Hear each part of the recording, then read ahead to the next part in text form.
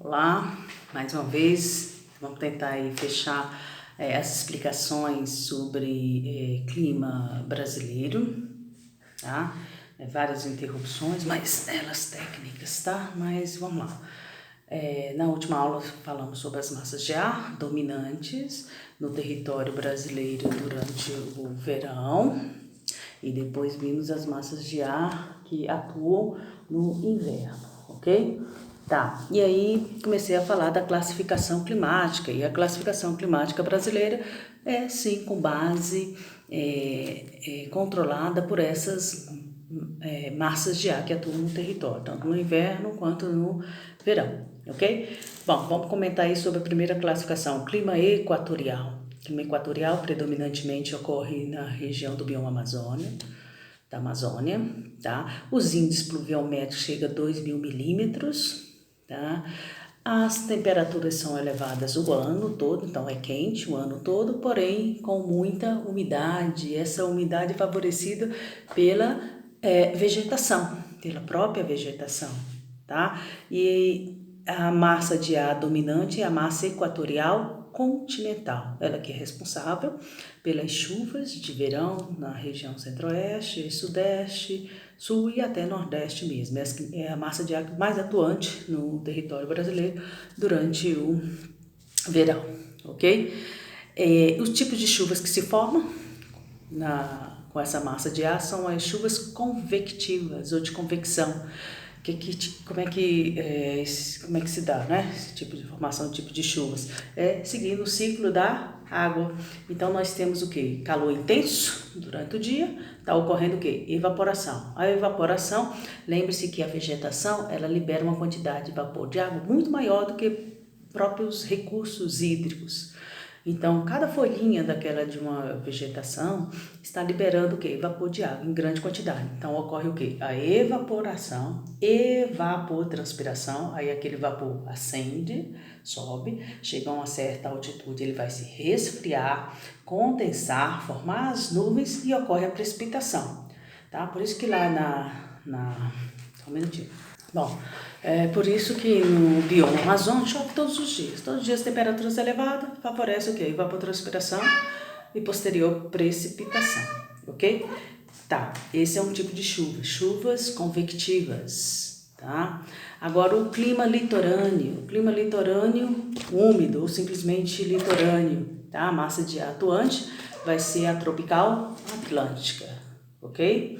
Essa massa de ar, ela vai encontrar como barreira o Planalto, lembra do Planalto Atlântico na costa leste do Brasil? As serras do Mar, Serra da Mantiqueira, Serra do Espinhaço, Chapada da Borborema, no nordeste. E aí as massas de ar que vêm do Oceano Atlântico, elas vêm a uma certa altitude, quando encontram com a barreira do relevo, vão ascender. Nesse processo de ascensão, que as massas se elevam, vai ocorrer o resfriamento, condensação e precipitação. Que tipo de chuva é essa?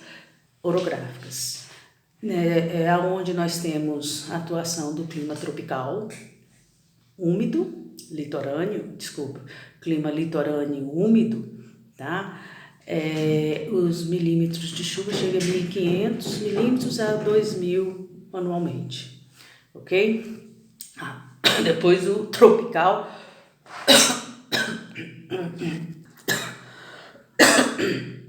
clima tropical ou conhecido como tropical típico, é o que ocorre na região aqui central. Os tipos de chuvas que se formam aqui são chuvas frontais, porque elas dependem da chegada de massas de ar. Então, as massas de ar, quando encontram-se com características diferentes, então tem a massa equatorial atlântica, e aí aqui está estacionada uma massa de ar quente e seca. O encontro das duas faz ocasionar o quê? Precipitações, chuva, tá? Os índices pluviométricos aqui já são mais reduzidos, quando muito ocorre, mais intenso chega a 1.500 milímetros, tá? Então, os tipos de chuvas aqui que ocorrem na nossa região central, a formação de chuvas são chuvas frontais, Então temos as chuvas convectivas, predominantes no clima equatorial, as chuvas orográficas, predominantemente no clima litorâneo brasileiro, e as chuvas frontais aqui na nossa região tropical, né, de clima tropical ou tropical típico. E tem uma característica fundamental também para a gente destacar em relação ao tropical típico, simplesmente tropical, que é uma estação, ele é quente o ano todo, temperaturas elevadas, constantes, mas tem um período de seca e outro de chuva, que ocorre a concentração de chuvas, que é justamente no verão, quando nós temos aí a atuação da massa de ar equatorial continental, massa equatorial continental, aqui na nossa região central. É a massa de ar que vem da Amazônia. E é interessante, eu vou passar para vocês o arquivo em PDF do texto, das explicações, e vou indicar também um vídeo, vou postar um link de um vídeo que fala sobre essas massas de ar, né, que tem grande quantidade de vapor de água, que no caso é essa que se origina na floresta amazônica, no bioma amazônico, tá? Que alguns pesquisadores denominam de rios flutuantes, rios voadores, tá? É um estudo de um pesquisador, vou passar para vocês, e vocês vão entender que esses rios voadores está se referindo o quê? Ao deslocamento da massa de ar que contém grande quantidade de vapor de água. Então é como se fosse um rio se deslocando só que em vapor, levando chuva para outras localidades. Muito interessante esse entendimento, e aqui no Brasil, esses rios voadores, eles se formam onde? Na massa equatorial continental, no bioma amazônico. E essa evaporação é intensa por conta da vegetação, da floresta. A floresta é rica, né? Ela em diversidades, espécies, mas graças a ela mesma produzir os seus nutrientes, porque o solo não é fértil, tá? Desmatando ali, como muitos já fizeram com a ideia de produzir, por isso que a agricultura ainda não avançou tanto, porque quando desmata e começa a produzir, vê que o solo não é fértil e aí eles demandam altos custos para manter uma produtividade. O solo se torna um solo arenoso. E aí, como é que se mantém aquela vegetação? Né? Porque a vegetação, ela mesmo, diariamente, em grandes quantidades, ela libera o quê? Folhas, frutos, sementes, que vai caindo ali no solo, recobrindo todo o solo, fazendo uma manta mesmo de matéria orgânica. Essa matéria orgânica, com a intensidade da radiação solar diariamente, temperaturas elevadas e água abundante, por conta das precipitações, faz com que ela entre em processo de decomposição rapidamente, produzindo os nutrientes de que a vegetação mesmo necessita, tá? Isso é importantíssimo aí em relação, veja que está associado clima, vegetação, solo, a estrutura geológica de bacia de sedimentação, uma área mais plana, mais baixas, de